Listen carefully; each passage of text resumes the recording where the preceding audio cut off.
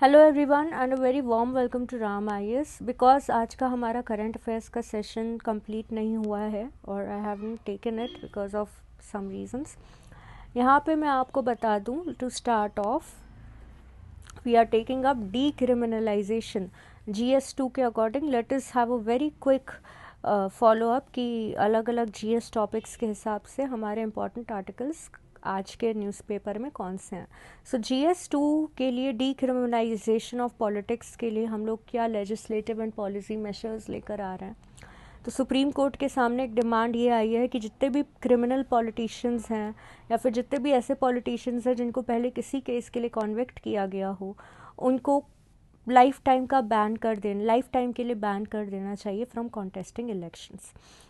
Government, central government इसके justification मांग रही है। How reasonable and justified would that be. As we all know, as of now section 8 है representations of peoples act का, जो कि डील करता है related to dealing with politicians with a criminal background, जो कि ये कहता है कि period of prison sentence complete होने के बाद जो टाइम स्टार्ट होता है तब से लेके आने वाले 6 सालों तक वो पॉलिटिशियंस इलेक्शंस कंडक्ट नहीं कर पाएगा। After 6 years the politician should be allowed to conduct the elections. That is the law. इसके ऊपर डिबेट है। Let us wait and see what the Supreme Court has to say for it. अब next is the US Ukraine agreement, जो एक preliminary accord हुआ है US and Ukraine के बीच में with respect to rare earth metals. तो ये काफ़ी ज़्यादा इम्पॉर्टेंट है क्योंकि एक स्ट्रैटेजिक पार्टनरशिप हम लोग इसको अज्यूम कर सकते हैं to be a strategic partnership, because आगे चल के जो हमारी रेयर अर्थ मेटल्स पे डिपेंडेंसी है स्पेशली ऑन चाइना, उसको टक्कर देने के लिए कुछ कुछ ऑलरेडी अकॉर्ड्स US साइन कर चुका है with countries like south Korea, Japan and Taiwan, जिसको हम लोग FAB4 अलायंस के नाम से भी जानते हैं। अब एक रेयर अर्थ मेटल का हमारा एक अग्रीमेंट साइन हुआ है between US and Ukraine, that is also to counter import dependency on countries like Australia and China. Then उसके बाद अगर हम लोग बात करें leap backwards for maternity entitlements, ठीक है। मैटर्निटी एंटाइटलमेंट्स के लिए अगर हम लोग कोई भी बैकवर्ड लीप ले रहे हैं, फॉर एग्जांपल आपका हो गया नफ्सा, राइट, आपका हो गया अलग अलग हमारे इश्यूज हो जाते हैं related to national food security act, ठीक है। नेशनल फूड सिक्योरिटी एक्ट की अगर हम लोग बात करें, उसके अंडर जो हमारी लैक्टेटिंग मदर्स हैं उससे रिलेटेड हम लोगों ने प्रोविजंस दिए हुए हैं, right, in terms of maternity benefit and allowances. तो यहाँ पे जो प्रधानमंत्री मातृ वंदना योजना है, प्रधानमंत्री मातृ वंदना योजना में हम लोग कैसे वन चाइल्ड वन फैमिली के पॉलिसी को इम्प्लीमेंट करने के लिए क्या क्या चेंजेस इंट्रोड्यूस करे गए हैं इस बजट में, और इससे पिछले वाले बजट में वो डिस्कस किया गया है। Other than that budgetary allocation and performance के ऊपर एक रिव्यू है। उसके अलावा स्टेट्स, बाकी स्टेट्स कैसा परफॉर्म कर रहे हैं and which state is a model state जिसका डिज़ाइन और इम्प्लीमेंटेशन काफ़ी ज़्यादा इफ़ेक्टिव और सिंपल रहा है with respect to this scheme, okay, with respect to the overall state of maternity health benefits. तो ये GS2 के लिए काफ़ी ज़्यादा महत्वपूर्ण टॉपिक हो जाता है, जो कि परफॉर्मेंस ऑफ वेलफेयर स्कीम्स के सेगमेंट से डील करता है।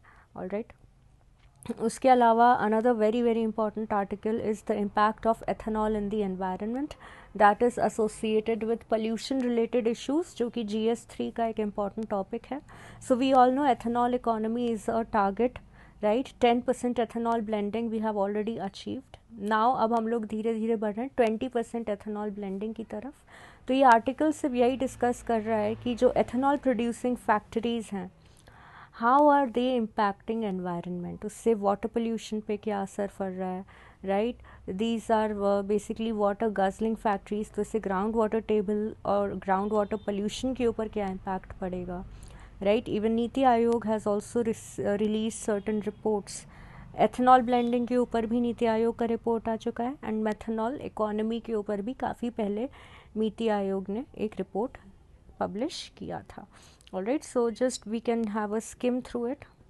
उसके अलावा बहुत ही ज़्यादा इम्पॉर्टेंट डेटा है with respect to GS3, related to the effectiveness of measures, जो हमने मेजर्स ले रखे हैं for fair price discovery, measures ले रखे हैं to ensure fair remuneration to the farmers, right. यहाँ पे उसका इम्पैक्ट कितना रहा है, specially in the post covid era, जब डिजिटल पेमेंट्स और भी ज़्यादा इंक्रीज़ हो गए हैं बाय वॉल्यूम, राइट। तो यहाँ पे अगर हम देखें तो फेयर प्राइस डिस्कवरी पे फार्मर अभी भी पूरी तरीके से डिपेंडेंट नहीं हुए हैं या एम्पावर नहीं हुए हैं, they are still relying on the word of mouth from traders, right, and fellow farmers, जो काफ़ी, जिसमें काफ़ी ज़्यादा हमारी डिस्क्रिपेंसीज हो सकती हैं, राइट।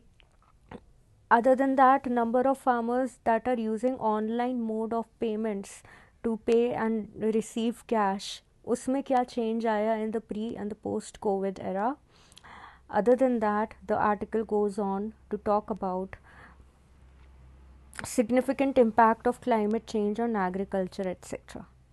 Okay, अब हम लोग यहाँ पे बात करें तो physically people with physical differences, how are they worried about the digital personal data protection act. तो ये ड्राफ्ट रूल्स हैं, ड्राफ्ट रूल्स में क्या है, ऐसा प्रोविज़न आ गया जिसकी वजह से people with different abilities are opposing और हैविंग अ पर्टिकुलर प्रॉब्लम. तो यहाँ पे अगर हम देखें तो they are clubbing children with people with different abilities. Okay, they are mandated even in cases of adult PWDs. ठीक है, तो ये लीगल गार्जियनशिप है for PWDs, it is not mandatory. So basically the article is talking about section 9 clause 1 of this particular draft act, जो कि deal करता है या फिर जो कि कहता है कि वो लोग जिनके पास मेंटल कैपेसिटी नहीं है to understand the meaning and the implication of agreements that are legally binding, right, और कोई भी इंडिविजुअल है जो ऐसी कंडीशन में नहीं है कि उसको समझ सके, तो who should be the legal guardian, right? To what extent the consent of the legal guardian should be considered. All this stuff is being talked about in this particular editorial. उसके अलावा और भी कुछ provisions हैं that I have highlighted. यही important है, बाकी सारा जो है like facts I have highlighted, rest is all opinion, you can go through it.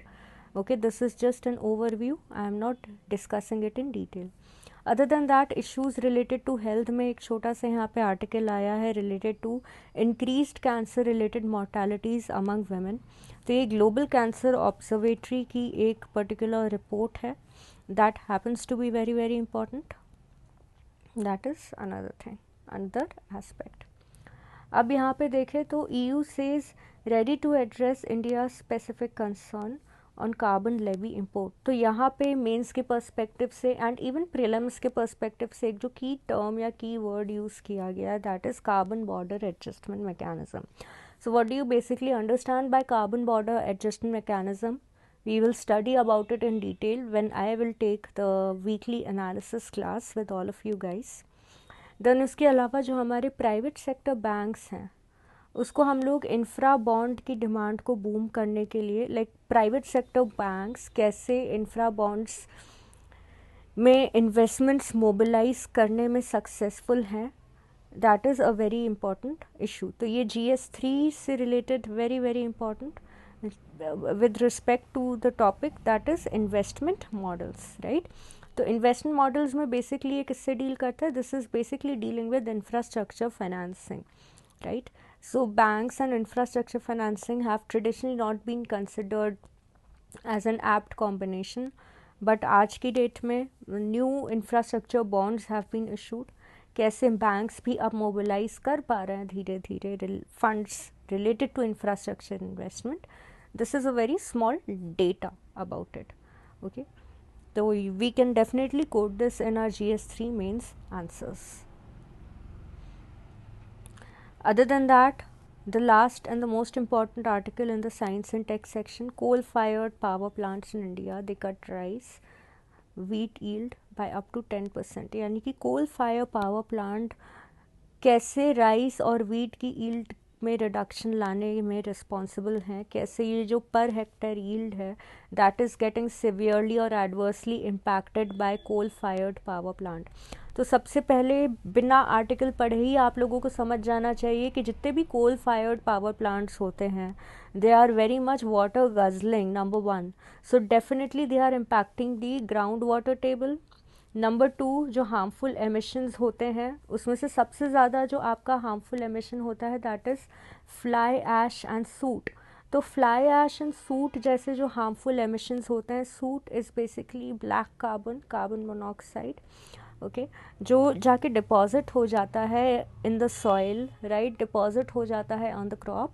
So that damages the crop and that severely impacts the fertility of the soil, right. So basically ये जो nitrogen oxide, हर एक pollutant का क्या impact होता है with respect to coal fire power plants, right? And how are they impacting the agriculture sector? So that is obviously very very important, a very important read from the perspective of GS3.